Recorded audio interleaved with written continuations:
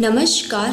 कक्षा 9वीं विषय संस्कृत पाठ 8वां विषयं काषायाणं को अपराधः भाग 2 का आज हम अध्ययन करेंगे। तो अब हम अगले परिच्छेद का अनुवाद देखेंगे। स्वामी सत्यदेव का वचन सुनकर के शांत स्वर में गांधी महोदय ने कहा, आपने जो कहा वह सत्य है, परंतु आप संन्यास का त्याग करें ऐसा मेरा उद्देश्य नहीं है। मात्र गेरुए वस्त्रों का त्याग करने के लिए मैं कहता हूँ। जैसे कि हमने आगे देखा, गांधी जी ने स्वामी सत्यदेव से जो वचन कहे उसका मर्म कुछ और था, परंतु स्वामी सत्यदेव के विचार दृष्टि से उन्होंने अपने अनुसार उस वचन का सार ग्रहण किया। इसी बात को स्पष्ट करती एक कहावत है, अपनी अपनी डफली अपना अपना राग, अर्थात सबका अपना अपना अलग अलग रंग होता है। वो हर बात को अपने तरीके से ही देखता है। जैसे कि आपने सुना भी होगा, प्रत्येक सिक्के के 2 पासे होते हैं। उसी प्रकार हर बात के भी 2 पहलू होते हैं। वह निर्भर होता है हम पर कि हम किस प्रकार उसे देखते हैं। अब देखते हैं अगले परिच्छेद का अनुवाद। गांधी जी के कहने के तात्पर्य को न जानते हुए सत्यदेव विचार करती हुई मुद्रा में खड़े रहे और उन्होंने मौन धारण किया। उनकी वैसी मन स्थिति जान करके गांधी महोदय ने अपना आशय स्पष्ट करने के लिए शांत भाव से और मृदु भाषा से सत्यदेव को कहा, आप सावधान मन से सुनो। हम दूसरों की सेवा करने के लिए प्रवृत्त हैं, यही हमारा ध्येय है। आप जानते ही हो कि हमारे देश में लोग गेरुए वस्त्र धारण करने वाले सन्यासियों की सेवा करने के लिए हमेशा उत्सुक होते हैं। आप जब सेवा कार्य के लिए प्रवृत्त होंगे तब गेरुए वस्त्र धारण किए हुए आपको देख करके एक तरफ वे आपके सेवा कार्य को स्वीकार नहीं करेंगे, दूसरी तरफ वे आपकी सेवा करने के लिए प्रवृत्त होंगे। इससे क्या आपके ध्येय को हानि नहीं होगी?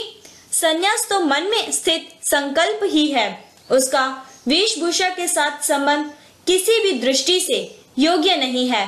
मैं निश्चित रूप से मानता हूँ कि गेरुए वस्त्रों का त्याग करने से संन्यास का त्याग नहीं होगा। इसलिए आप विचार करें, उसके बाद जो योग्य हो वह करो। कितनी अच्छी बात सीखी हमने कि सेवा कार्य करने के लिए भाव आवश्यक है, वस्त्र या पहचान नहीं। हम सब जानते हैं कि लोग कोई भी कार्य करते हैं तो उसके पीछे कोई न कोई स्वार्थ अवश्य छुपा होता है। निस्वार्थ भाव से जो सेवा करते हैं वह बहुत कम होते हैं। तो आज मैं आपको उनके बारे में बताना चाहती हूँ जो हमारे ही आसपास इस प्रकार की निस्वार्थ सेवा करते हैं। हम में से बहुत ने इसके बारे में सुना भी होगा, या फिर शायद कहें कि शायद किसी को पता भी ना हो। तो मैं सबसे पहले आपको रॉबिन हुड आर्मी के बारे में बताना चाहूँगी। यह जो है वह अलग अलग राज्यों में कार्य करते हैं। इनका मुख्य उद्देश्य देश के उन नागरिकों के लिए है जिन्हें 2 वक्त के भोजन के लिए दिन रात लड़ना पड़ता है। रॉबिन हुड आर्मी यह 24 घंटे तैयार रहती है और बिना किसी से पैसे लिए यह अपनी सेवा देती है।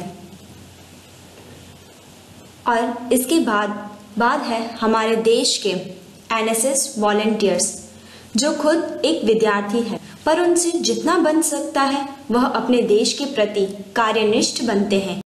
चाहे वह स्वच्छ भारत अभियान हो, वृक्षारोपण कार्य, ब्लड डोनेशन कार्य हो, सभी जगह यह अपना योगदान देते हैं।